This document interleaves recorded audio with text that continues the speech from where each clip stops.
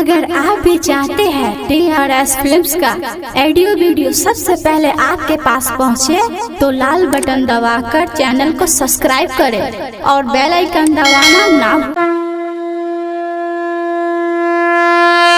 नमस्ते प्रणाम भैया, हम गायक रामजी दीवाना। एगो हमार नया चैनल खुलल है जौना के नाम बा DRS फिल्म्स हिट, जौना पर हमार पहला गाना गणेश वंदना चढ़ता। तरवा लोग ये गाना के सुनी आशीर्वाद दुलार प्यार दी और हमार चैनल DRS फिल्म्स हिट के सब्सक्राइब करी और शेयर करी। आंगन में आई के आसान लगाई गौरी के ललनवा,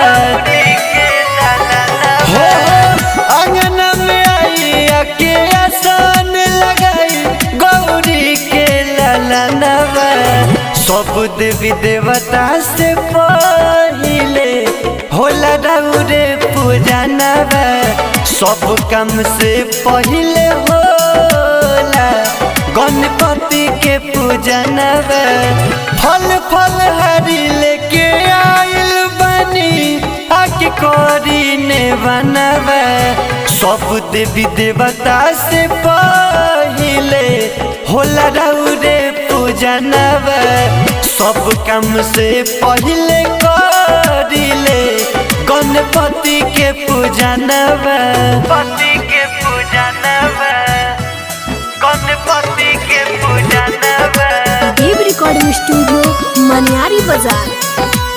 सब काम से पहिले करिले गणपति के पूजनवा। मुझ पर सवार होके दर्शन देखाई, हाथ जोड़ कहतनी देरी ना लगाई, देरी ना लगाई, देरी ना लगाई। हो मुझ पर सवार होके दर्शन देखाई, हाथ जोड़ कहतनी देरी ना लगाई, देरी ना लगाई। आरती उतारो तनी बार के दिया रौद धके ध्यानवा। सब देवी देवता से पहिले होला रउरे पूजनवा, सब काम से पहिले होला गणपति के पूजनवा। गणपति के पूजनवा, रउरे पूजनवा। म्यूजिक बाय राजू बाबू। गणपति के पूजनवा, पूजनवा। जहाँ रउआ जाई ओने धन बरसेला, सिद्ध होला काज सब विघ्न कटेला, विघ्न कटेला, विघ्न कटेला।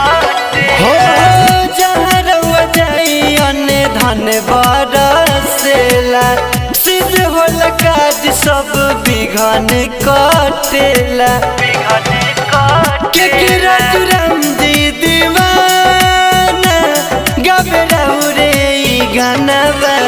सब देवी देवता से पहिले होला रउरे पूजनवा, सब काम से पहिले होला सुन रउरे पूजनवा।